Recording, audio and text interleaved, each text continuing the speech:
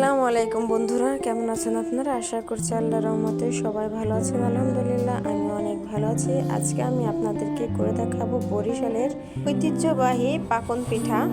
আমি যেভাবে পিঠাটা তৈরি করেছি এভাবে পিঠাটা তৈরি করলে একদম নরম তুলতুলে হয়ে যাবে। অনেক সময় দেখা যায় পাকন পিঠা তৈরি করলে দুধে ভিজতে চায় না, ভিতরে শক্ত থেকে যায়। আমি যেভাবে তৈরি করেছি এভাবে তৈরি করলেই পিঠাটা একদম পারফেক্টলি দুধে ভিজিয়ে নরম তুলতুলে হয়ে যাবে। আসুন তাহলে রেসিপিটি শুরু করা যাক। প্রথমে আমি এখানে 1 কাপ দুধ দিয়ে দিয়েছি। দুধটা একটু বলক করে নিয়েছি, তারপরে দিয়ে দিলাম 1 চিমটি লবণ। এই গরম দুধের মধ্যে এখন আমি দিয়ে দিব চা চামচে 2 চামচ চিনি। যেই কাপে করে আমি দুধ দিয়েছি ঠিক সেই কাপের 3 ভাগের 1 ভাগ দিয়ে দিব চালের গুঁড়া, আর 2 ভাগ দিয়ে দিব আমি আটা। এখানে ময়দা দিলেও হবে, তবে আজকে আমি আটা দিয়ে করব। এখানে চালের গুঁড়া, আটা, ময়দা সবটা দিয়েই হবে। চালের গুঁড়ি আর আটা দিয়ে আমি 1 কাপ করে নিয়েছি। এখন আমি এই ফুটন্ত দুধের মধ্যে দিয়ে আমি এটাকে সিদ্ধ করে নিব।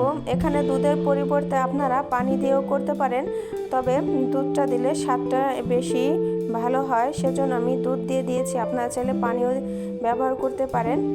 দেখুন চালের গুঁড়া আর আটাটা আমি ভালোভাবে সিদ্ধ করে নিয়েছি। আমরা যেভাবে রুটি তৈরি করি ঠিক সেভাবেই তৈরি করে নিতে হবে। এখন আমি 5-7 মিনিটের জন্য ঢাকনা দিয়ে ঢেকে এভাবে আমি রেখে দেব এক সাইডে করে। আটার ডোটা আমি রেখে দিয়েছি। এদিকে আমি চুলার উপর দিয়ে দিব 3 কাপ পরিমাণে দুধ। আমি দুধের মধ্যে কোনো প্রকার পানি অ্যাড করিনি।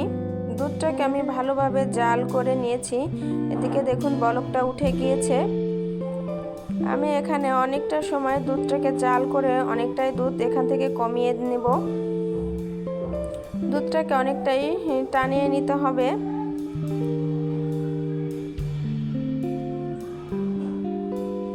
দুধটাকে একটু ভালোভাবে নাড়াচাড়া করে নিতে হবে যেন নিচে না লেগে যায়। এদিকে আমি দুধের মধ্যে দিয়ে দিব মেজারমেন্ট কাপের হাফ কাপের 1.5 কাপ চিনি।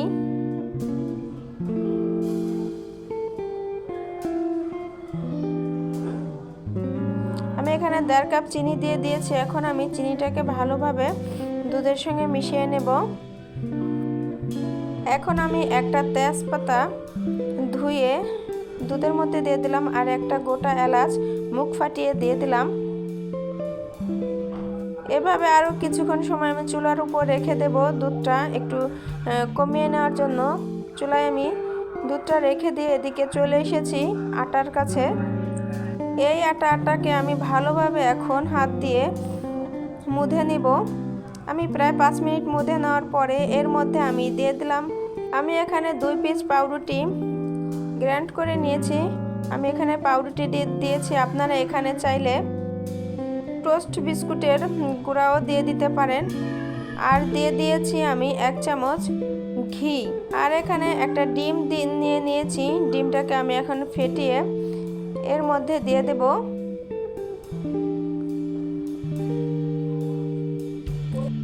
এখন আমি এই মিশ্রণটাকে ভালোভাবে হাত দিয়ে অনেকক্ষণ সময় মধ্যে নিতে হবে।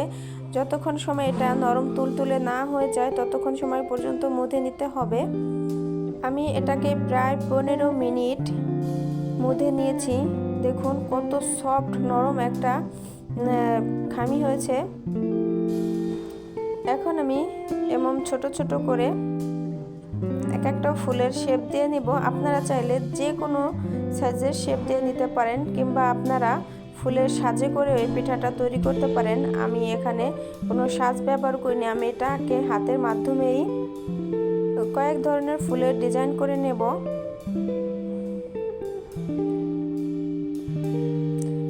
আর এই ফুলের মাঝখানে যে একটাই হয়েছে এটাকে আমি হাত দিয়ে চেপে একটু ছড়িয়ে দেব।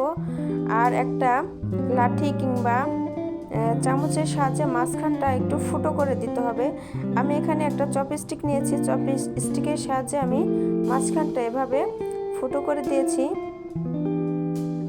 এটাকে যদি ফুটো করা না হয় তাহলে ভাজার সময় এটা অনেকটাই ফুলে উঠবে। তারপরে দেখা যাবে কি দুধের মধ্যে যখন ভেজাবো তখন এটা ভেজে না, সেজন্য এটাকে এভাবে মাঝখান দিয়ে ফুটো করে দিতে হবে। আমি কিন্তু এরকম 3 ধরনের ডিজাইনে আমি পিঠাগুলো তৈরি করে নিয়েছি। আপনারা চাইলে আপনাদের মন মতো আপনার ডিজাইন করে নিতে পারেন। আর এই পিঠাটা কিন্তু বরিশালের ঐতিহ্যবাহী একটা পিঠা। আমি এই পিঠাটা প্রথম যখন খেয়েছিলাম এবং বানিয়েছিলাম, অবশ্য বরিশালের একজনকে দিয়েই বানিয়েছিলাম। তবে এখানে কোনো চাউলের গুঁড়া কিংবা পাউরুটি কিছুই ব্যবহার করিনি। তবে সেই সময়ের পিঠাটা এতটা শক্ত হয়েছিল কি বলবো, খাওয়ার মতো ছিল না।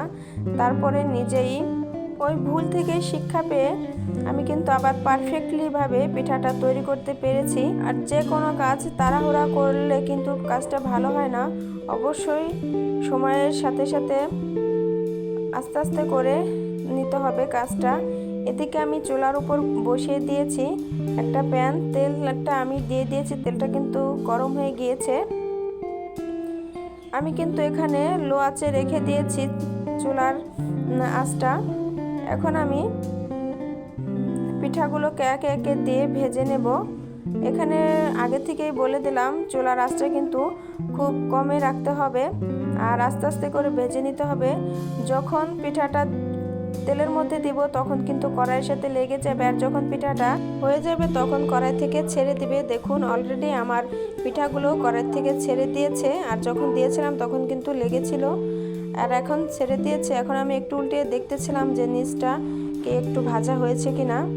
পিঠাগুলোকে আমি কড়াইয়ের মধ্যে ভাজার জন্য বসিয়ে দিয়েছি। আর এদিকে কিন্তু দুধটা অনেকটাই টেনে গিয়েছে, আর গরম গরম দুধটা আমি ঢেলে দিলাম একটা পাত্রে, যেটা আমি পিঠাগুলো ভেজাবো সেখানে। আর দুধটা কিন্তু অনেকটাই গরম। এদিকে কিন্তু আমার পিঠাগুলো ভাজা হয়ে গিয়েছে। এখন আমি ওই দুধের মধ্যে দিয়ে দেবো।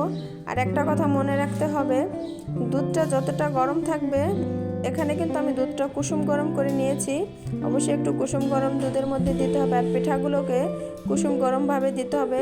বেশি গরম দুধের মধ্যে বেশি গরম পিঠা দিলে পিঠাটা দেওয়ার পরে কিন্তু একদম গলে যাবে। সেজন্য পিঠাটা অক্ষত রাখার জন্য আমি কুসুম গরম দুধের মধ্যে কুসুম গরম পিঠা দিয়ে আমি এখন ঢাকনা দিয়ে ঢেকে দেবো। আর পিঠাটা আমি অবশ্যই রাতে তৈরি করেছি। আমি কিন্তু এভাবে ঢাকনা দিয়ে ঢেকে রেখে দেবো। আমি সকালে দেখবো যে আমার পিঠাটার কি অবস্থা। দেখুন সকালে আমি ফিরে এসেছি পিঠার কাছে। দেখতেই পাচ্ছেন পিঠাগুলো আমি কত ছোট ছোট দিয়েছিলাম, আর এখানে কিন্তু পিঠাগুলো কতটা বড় হয়েছে। আর দুধ কিন্তু দেখা যাচ্ছে না, সব কিন্তু খেয়ে নিয়েছে পিঠাগুলো দুধ। আর একটা আমি এখন আপনাদের ভেঙে দেখাচ্ছি যে কতটা সফট, কতটা নরম হয়েছে। অবশ্যই আপনারা এই টিপসগুলো ফলো করলে আপনাদের পিঠাগুলো কিন্তু সুন্দর হবে এবং খেতে একদম নরম, মুখে দেওয়ার সঙ্গে সঙ্গে কিন্তু একদম মিলে যাবে। আর এটা খেলে কিন্তু অবশ্যই এটার স্বাদ কিন্তু আপনি ভুলতে পারবেন না। এতক্ষণ ধৈর্য ধরে আমার ভিডিওটি দেখার জন্য অনেক অনেক ধন্যবাদ। আবার দেখা হবে অন্য কোনো ভিডিওতে। ততক্ষণ পর্যন্ত সুস্থ থাকুন, ভালো থাকুন। আল্লাহ হাফেজ, আসসালামু আলাইকুম।